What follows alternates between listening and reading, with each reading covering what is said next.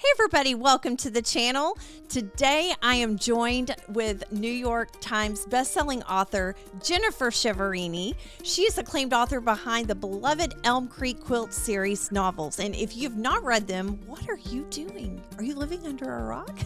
Her novel Circle of Quilters inspired the beautiful Harriet's Journey sampler quilt, a project many of you in our quilt group have already completed and have absolutely adored. Jennifer's dedication to the world of quilting through her writing is truly inspirational, and I am eager to delve into her creative processes and the stories behind her captivating novels and quilt patterns. So stay tuned as we explore the intersection between fabric and fiction with Jennifer Chiaverini. Jennifer, welcome to the channel. Thank you so much. It's wonderful to be here with you. Thank you for taking time to visit with us. I know it's going to be a huge treat for all of the quilters that have been joining along in this block. We've been calling it a block along journey over the last several weeks. And I see your beautiful Harriet's Journey quilt behind you. And we did a 25 block. I didn't want to scare anybody, you know.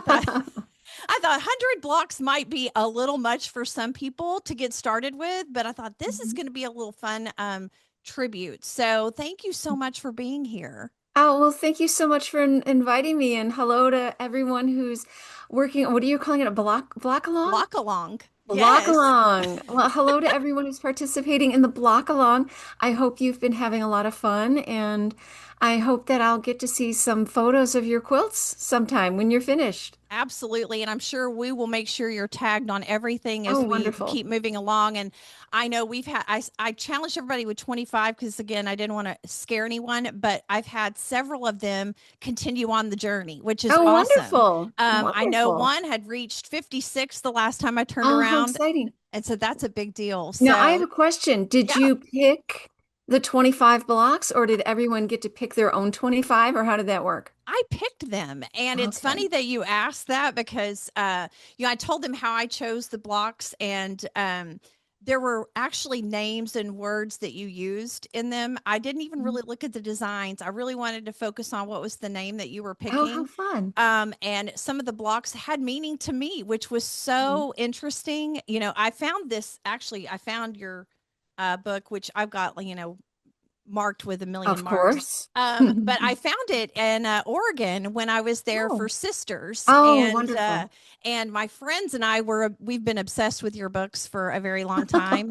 And so it was really funny when I told one of my friends, Kara, that I was going to get to visit with you. She's like, "Oh my gosh, I'm so excited to hear her." But we love your books. I started with I think it was your very first, The Quilter's Apprentice. And that's how we got to know Sylvia. Yes. And can you just tell, how did this get started for you? Well, when I first started writing The Quilter's Apprentice, I didn't know that it was going to be the first book of a series. Okay. When I was starting out, and I started writing the book in 1996, I was a young writer back then, and the advice that people would typically give to young writers was write what you know. So I was a quilter. I was and still am a quilter. And I loved everything about the art of quilting, the traditions, the history, the beautiful, evocative quilt block names and the folklore. But most of all, I loved the quilting community, the warm friendships that grow between quilters, the sharing, the helpfulness, and all of that. And I really wanted to capture that in a book. So I wrote my first novel about the quilting world and the quilters in it. And I thought that I would just move on to other topics after that. But I was very fortunate that the book was well received, especially by other quilters and by people who maybe weren't quilters themselves, but really appreciated the art. And readers wanted a sequel. My publisher wanted a sequel. And from then on, I just kept going with new stories and all kinds of new adventures. Well, us quilters and readers were really happy that you did, Oh, because good. it brings together, things that we know, and we Mhm. can we can live within those environments. I loved, even the very first book with Sarah, and Mhm. I've been recently working with some brand new quilters, and it's just kind of fun. My daughter's 26, and she's Oh, got friends, and they're all like now becoming new moms, and aw. it's an outlet for them, and they've never done it before. So I could really see like Sarah and learning from Sylvia, and how we can all like become a Sylvia at some point, right? And Yes. so it's just kind of Yeah. neat. I love the whole Good. premise of that. I'm So so glad. our group, again, we just recently kind of wrapped up our 25 blocks, and we Mhm. loved it. How does it feel for you to know that you have quilters like all over the world building blocks that you dreamed up in your mind from books? Well, I really love it. It's wonderful to know Mhm. that, something that I have my fictional characters do inspires other people to go on and do things for themselves. But, that's been happening really throughout the series, not just with learning to quilt and not just with Harriet's journey, but with Sylvia's bridal sampler and the Loyal Union sampler, but also some people have joined the quilting community. They've learned how to quilt just because it sounded so rewarding to the characters in the story. Of But other course. people have done other things. I've heard from some people that they have launched quilters retreats based upon what they hear from Sylvia and Sarah. And then other people have written to me to say that something about the character's relationship. Like even in The Quilter's Apprentice, the Mhm. Sarah has this fractious relationship with her mom, and Sylvia had this difficult relationship with her sister. And one of the themes in that book was reconciliation and reaching out and trying to make amends and reconcile with estranged family members. And people have told me that they were inspired by those stories to try to mend some fences in their own lives. So that's so gratifying and rewarding to me. Think just because when I'm writing my story in isolation in my home, I just want to tell a good story that I hope will have meaning for readers. But it's been so exciting to see how readers will take the ideas from the books and then go on to do something wonderful in their own lives, whether it's healing a relationship that they wish were in better shape, or launching a new business venture, or really taking time out to nurture their own inner artists like the characters in the stories. So I never expected those things to happen, and it's been just absolutely wonderful to know that they have been happening throughout the course of the Elm Creek Quilt series. I love that, because I think you're so right. When you think about all of the stories that are coming from that, reconciliation, and not just quilting, but just deeper relationships. We all have those when we're, working with our quilt friends. And, Mhm. as well as I do, we're all women and things happen. Most of us. And There are some men. There there are are some lots of men, men but there quilters. are some very interesting things that happen, and having some foundational stories to relate to and go, what, I can go back and heal something. And it doesn't have to be just family members, but you've got Sure. friends and family. And I love that. And it's funny because I think Sarah it was the town of Waterford, and Yes. I live on Waterford. And so it's Oh, just what, so, your street or? yes, my street Oh, is how Waterford. funny. And I'm like, oh my gosh, I am meant to read Wow. these books. And of course, Elm Creek Manor, I we love retreats. And if I have a chance to go to a retreat, but I loved when you bring retreats to life in your books with the things that they're doing at Elm Creek Manor. I could just picture, I mean, it's very easy for us to picture ourselves in those Oh, good. environments. Good, good. What inspired you really for like Harriet's journey? You brought the Circle of Quilters book into that journey. Tell me a little bit about how you decided from that book, how that led to Harriet's journey. Well, I first had that, I first mentioned Harriet's journey in, oh, I think it was my ninth novel, Circle of Quilters. Mhm. And in that story, the overall plot line of that book was that two of the founding members of Elm Creek Quilt Camp were leaving to pursue other career interests, other personal goals. And so the Elm Creek Quilters were hiring, they were trying to find two new teachers to join their Circle of Quilters and join the faculty at Elm Creek Quilt Camp. And so I've introduced five new characters, and they were all five very different people, and we got to see how they became quilters, what kind of quilting they liked, and then what their interview process was like when they came to Elm Creek Manor to meet the Elm Creek Quilters. And then, of course, I had to have the final decision at the end. So Maggie, which was, really until I got to the end, I really, until I got near the end of the manuscript, I hadn't decided who was Who going to was be going to be? chosen. Oh, I And love by the that. time I got to the end, I liked all the characters so much. I wanted them all to get the job, but that was impossible. I had to narrow it down to two. Well, I was rooting for Gretchen because that's my Oh, middle good. name. Oh, no, So I'm wow. telling you, we were meant to be. I was meant to read all of your Yes. books. I've Oh, got how so funny. much, and when I looked through here, and it was funny because I worked in a town called Lowell, and all the Oh, names of I'd gone to Oregon. I see, so I was kind of there are a picking lot out of the blocks. parallels. Yes, and I don't know I don't really think that's that unusual. When I look at that, I think, I bet there were other parallels for other people that were going Yeah. through the same journey as well. Mhm. So I think that the sampler, it's really interesting as we're working through the sampler. I noticed you had a mix of, really traditional piecing, but also some foundation paper piecing as a part Right, of the process. Tell me a little, right. what was your favorite? Tell me what helped you bring all of those together. Well, I know that making these 6-inch blocks, especially when they have a lot of some of them are very simple, and Yeah. I wanted it to have a mix, because I imagine that for this in the storyline, it would have made sense for the Yeah. blocks to some be more complex, some be simple, some be applique, and then a lot of piecing.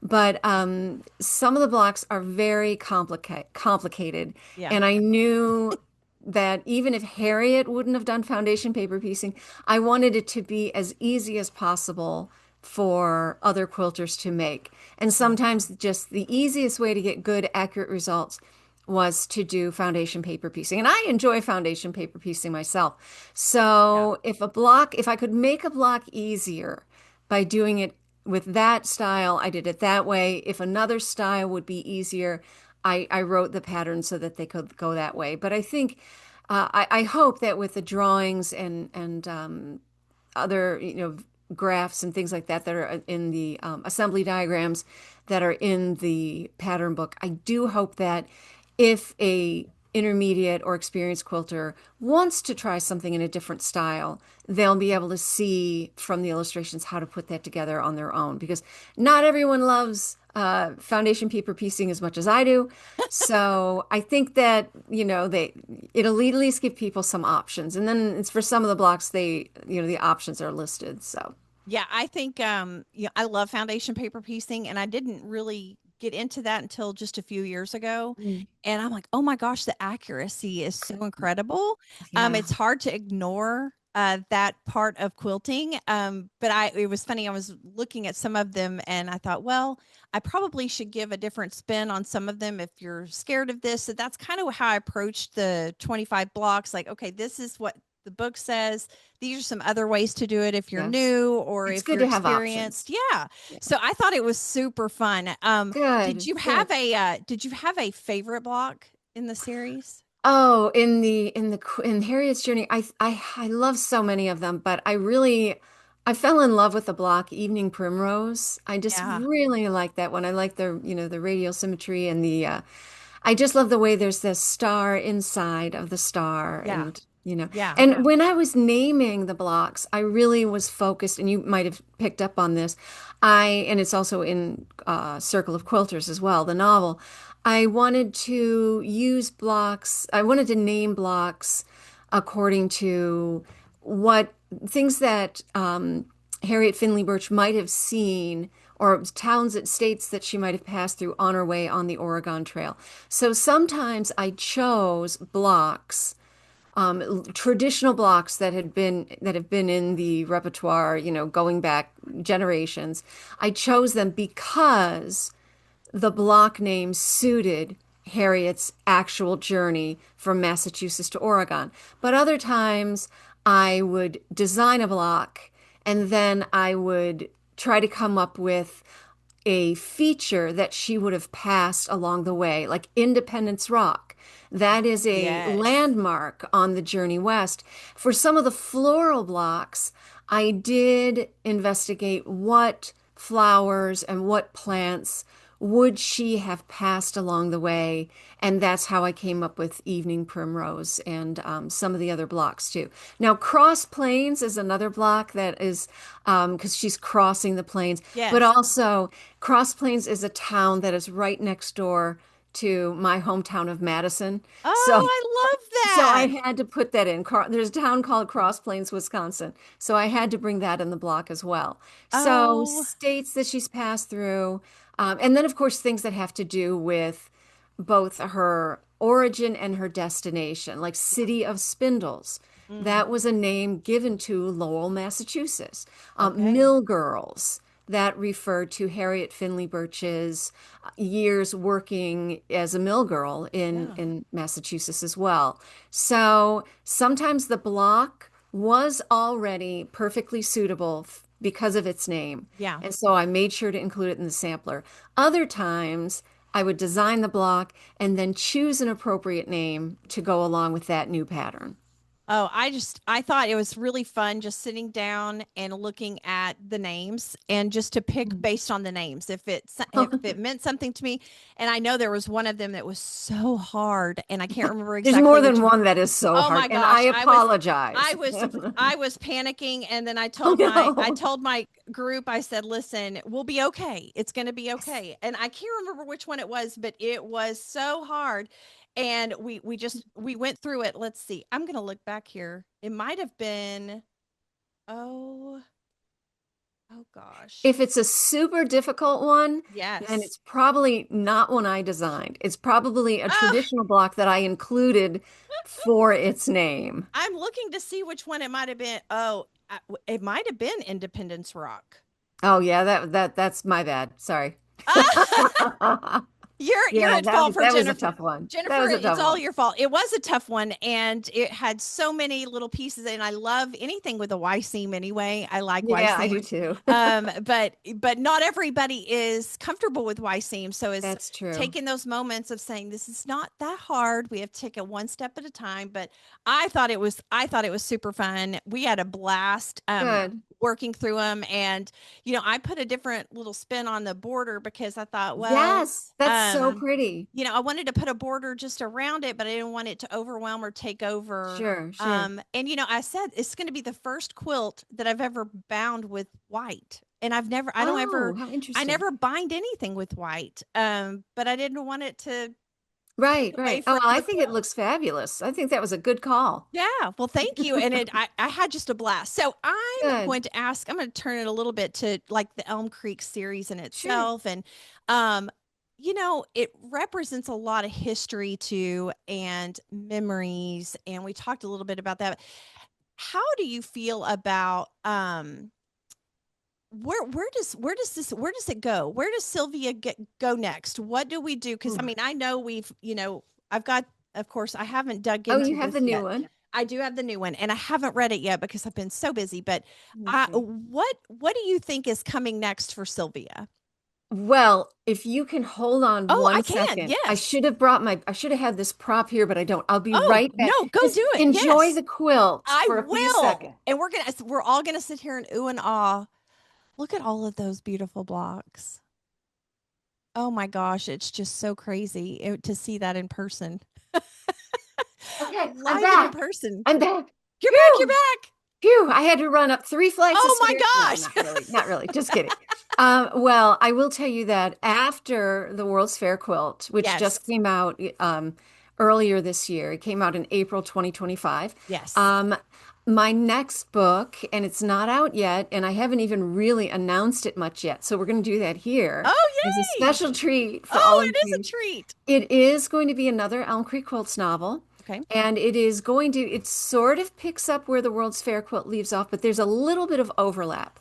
Okay. And it is called The Patchwork Players. And I love the cover, especially I for this love time of that. year. I'm Oh going to my move it over here gosh, too because that's I see my name. I gorgeous. don't know. There we go. I'm looking at myself backwards. But the Yes, cast that's prepares. beautiful. And it is the story of one of the quilters from, well, she's actually made quite a few appearances in other books because I just love the cross-country quilters so much that Yes. I introduced in my third book. And they've appeared in other books too. I don't want to have any spoilers because you haven't read the World's Fair No, quilt no, yet. no, not yet. But one of the characters from the Cross Country Quilters, Julia Merchaud, she's the award-winning, fabulous television star. Yes. And this is going to be a story that has her as the main protagonist. She has been doing this really exciting historical television drama for PBS, and it's called A Patchwork Life. She's been working on it. It got her another Emmy Award, and she just loves it. And she just hopes the series goes on forever. However, when they're about to, when the sixth series is airing, or the fifth season is airing, and they're getting ready to film the sixth, Julia learns that several of her cast and crew friends are planning to leave the series to go pursue other creative interests. And she's absolutely devastated because she does not want the show to end until she's ready for it to end. Oh my So gosh. she remembers the wonderful time she had at quilt camp and how she had this wonderful bonding experience with the dear friends that would become the cross country quilters. And she has this brilliant scheme that if she can get her cast and crew to go on a special quilters retreat so that they Retreat. can brush up on their skills before they begin filming the next season, that they will all remember how much they love working together, and they will all cancel all of their other plans and stay with the series forever. However, it turns out that Julia's plan is not as brilliant as she thought it was, and things go rather spectacularly awry. Wow. Well, that's if you are Julia, they're horribly awry. If you are reading about Julia, it might be comically awry, but I'll leave I it up to the love reader. that. So Oh my that'll be gosh, when coming does out this come out, Jennifer? April 14th of Okay. 2026. Okay. Yes. Oh my gosh. So we have So, something spectacular to look forward to. yes, I can't wait to I read hope about so. her. And my daughter's name is Julia, which is Oh so my gosh, fun. another coincidence. I'm telling you, It's we remarkable. were meant to speak together. I think we It were. was that's just hysterical. I love this so much. And when I got this, I thought, okay, are you bringing this into because America is turning 250 years old next year, Yes, and I thought yes. that's so ironic because they're talking about doing, fairs and all these things going around the country, and I just thought, oh my gosh, this is perfect timing for you, even if you did not have that in mind. Like I it's like didn't. it's such a great like correlation to, oh my gosh, this wonderful thing about America, and we've got this World's Fair quilt. So Well, and I'm so excited. I usually start writing the books about 2 years before they come out. Yeah. So I can't always plan it that No. perfectly. But it kind of landed really well for It you. did. Good, good. I'm glad. So the characters in your books, like, are they people like that? Or do you have people in your past that you bring in to help? I mean, is it just all these fictional characters that just live in your mind and you bring them out to life, or do they bring something in your past that you bring forward? Oh, I do draw upon my own experiences, whether it's a particular place that I visited or a particular style of quilt I love, an activity that I participated in, or something that I just find particularly fascinating that I want to share with other people so that they can get excited about it too. But none of the characters is like an avatar for me. Mm-hmm. I don't, unless it's a historical figure in one of the, like Abraham Lincoln in the Union Quilters. Yes. Yes.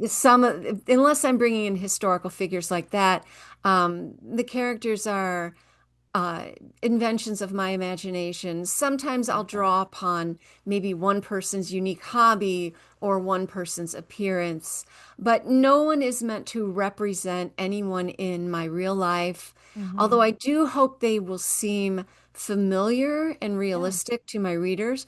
There is one exception. The character of Vinny in the Cross Okay. Country Quilters is based upon my grandma. And Oh, yeah, just I don't think she recognized herself in the story, which is really funny. But that's really the only time I deliberately try to model yeah. someone upon someone that I know. I love that. So now when we go back and read and reference, we'll know that that's really you had your grandmother in mind. I And did, yes. did In she the get, cross-country quilters. yeah, From that time, when I brought Vinny back in other stories, she's kind of become her own person apart from my grandma. yeah. She's grown as characters do in her own way. Oh my gosh. I think that's so great. When did you start quilting yourself? I started quilting in 1994 Okay. when I was going to get married, and I wanted to have a beautiful heirloom wedding quilt to Mm-hmm. commemorate the occasion. But I did not know how to quilt, and I didn't know any quilters. No one in my family quilted. We have some fabulous crocheters. My grandma was a magnificent crocheter, Yeah. and my mom is a very, very gifted sewist. She makes all kinds of wonder. And now she's a quilter. But at the Yes. time, she wasn't. My sister, too, is this fabulous crocheter. But I realized that, oh, and I was teaching part-time at Penn State, and my husband was a graduate student, or my fiance at the time. So we couldn't afford to buy a beautiful heirloom wedding quilt. So I decided that if I wanted one, I was going to have to learn to make it myself. So there weren't any quilt shops in State College, Pennsylvania at the time. Right. So I couldn't go take lessons. I didn't know about the guild. They had a guild, but I didn't know that at the time. I didn't know what guilds were at the time. So I bought the leisure arts booklet called Teach Yourself How to Quilt. Oh my gosh. And I followed the step-by-step instructions. Now, at the end of that process, I didn't have a beautiful heirloom wedding quilt, but I did have a really cute 9 block sampler, Yeah. and I had learned all the basic skills of how to put a quilt together, hand quilting and all of that. And then later I went on to buy more books. My second book was Fons and Porter's Quilter's Complete Guide. Oh And yes. that one I have loved almost to death. It's, the pages are coming out, but Yes. I saw has pride of place in my quilt library. And then I made Quilting Friends online. Back then we Hmm. still did we still did the mailing list. We didn't have like websites, Right. we Oh did yeah. listservs. Yeah. I'm dating myself, but we had listservs and we would get everything by email. I love And that. so, I made quilting friends that way, and I just did a lot by trial and error and learning as I went along, and it was just a really wonderful journey. And so then, a couple of years later, when everyone was saying, write what you know, write what you know, I thought, well, I know quilting. So Wow. that's really what launched the whole series. So I was a quilter before I began writing the series. Wow. However, I've wanted to be a writer ever since I learned how to read. Okay. So, but I it really took becoming a quilter and meeting the quilting community to have that inspiration for what to write about for my first novel. Well, I mean, and that's kind of what I was going to ask you, inspiration for quilters, many of our listeners obviously are creative people. Oh, sure. Um, any advice that you would give anybody who wants to translate, that personal passion for, quilting into writing? Like, how does that translate for you? When did that like, okay, I went from here, I was a quilter and I wanted to write. How did that all merge together for you? Well, I was a writer before I became a quilter. Okay. So Okay. I'm a writer who quilts Yes. rather than a quilter who Who writes. So, writes? I mean, I've been working on writing, oh goodness, ever since I learned how, whether it was just short stories or, as a child. And then, I was an English major in college and in graduate school. So, and I've always been an avid reader. And that's really what I tell aspiring writers, that the most important thing to do is to be an avid reader first, Yes. because you really have to learn what goes into creating a good story, whether you're writing or poetry or whatever your Right. favorite genre is. You really have to learn what makes a story work and what doesn't make a story work Right. before you begin, creating them on your own. And then you just have to write. You learn how to write by doing it, Right. and seeing what works for you and what you enjoy and what doesn't. And like my process for learning, well, with quilting, you can take a lot of good classes Oh, and learn yeah. a lot of stuff. But with writing, it's more a message. It's more a process of having to learn by doing. At least that's how it was for me. Yeah. And I mean, I admire you so much for just taking Oh, a book and learning how to quilt, just reading a book. I mean, I don't know that I could just sit down and read a book and put a quilt together. Like that would well, not have been how I started. And I started from a quilt 101 class where I think a lot of people do that nowadays, but yeah. that is really impressive Well, and everybody learns. There's so many different yeah, learning styles. Some people learn by having, one-on-one instruction or a large group instruction, or by watching someone do something. Or in my case, I learn a lot by reading and trying it on my own. right. But so there's lots of different ways to learn, whether it's quilting or any usually a combination of different methods works well. And Mhm. really, there's no method, no one method is better than another. I will say that taking classes has that, as opposed to learning on your own from a book, as I did, is that you have that wonderful social element. Oh, for sure. But that wasn't an option for me when I wanted to learn to quilt. So, I think I would have fallen in love with it even faster if I'd had that wonderful social element that you would get in a quilt class or at a quilter's retreat. So, Well, but and that and and that wasn't there for me. interestingly enough, for you to start with a book without a social aspect and your first book being about an apprentice, like Yeah. it's a completely different experience for Sarah. Absolutely. I think Yeah, that's and so that's great. and people often ask me, is Sylvia modeled upon my quilting teacher? And no, she's not, but I think she's the quilting teacher I wish I had had Oh, that when I was everyone getting wishes they started. I had. know. And well, once she warmed up a little bit.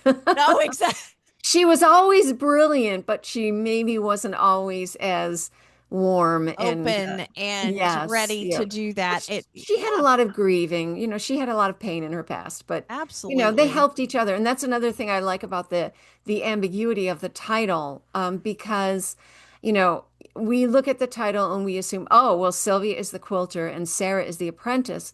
Because that's the way that's the direction the quilting instruction flows. But really, Sarah teaches Sylvia a lot about life, even though she's younger.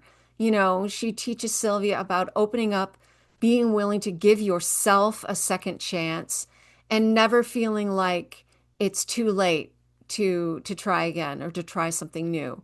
So, in some ways, Sarah too is the quilter and Sylvia is the apprentice, Isn't even though that they're, yeah. fascinating? So that's another thing I like about that title Uh, for that book. that book just, I don't know that it will ever leave my soul. It's just Oh, it's wonderful. such a wonderful, well, and it's got so much history in it. There's so many wonderful references to history, with her sister and the experience, even with husbands. And, I Yeah. just thought, it was just a fantastic book. And Well, I'm thank so you. thankful that you wrote it. I know we are running out of time, and I wish I could talk to you probably all day. So tell me though, as we close, what's your next, like, when do you think you will write another pattern book? Well, it is funny you should ask, and I'm so glad you did. I'm actually working on a pattern book now. It's not a sampler book, Okay. but it's going to be coming out in July, or I think June or July. I'm not sure yet, of 2026. Okay. Oh my So, gosh. Less yes. than a year. Yes, Wow. yes. I had wonderful help from my mom and from some other quilting professionals to help me get the quilts done on time. Oh my But this goodness. book is called Elm Creek Quilts Christmas, and it has a bunch of holiday quilts that are mentioned in the stories. Of course, there's the Christmas quilt from the novel of the same title, but Yes. also a lot of quilts from the Christmas boutique, where we had a lot of different Christmas and holiday quilts in that story too. So that will be coming out from C&T Publishing, just as my Okay. first seven pattern Yeah. books did.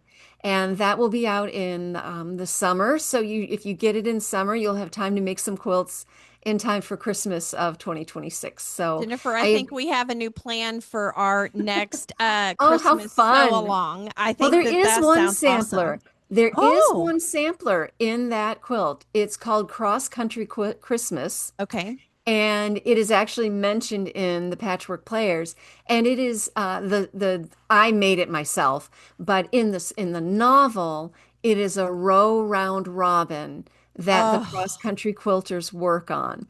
And I had always I wanted to love do a that. row. I'd always wanted to do a Yes. row sampler, as I've done lots of other samplers, as you know, and I've Yes. never done a row round robin sampler. So that might be a fun one for your friends, you and your friends to try. I think that Um, would be so fun. And well, you will have to come back I would love and to. kick it all off for us. I That would would be love a to.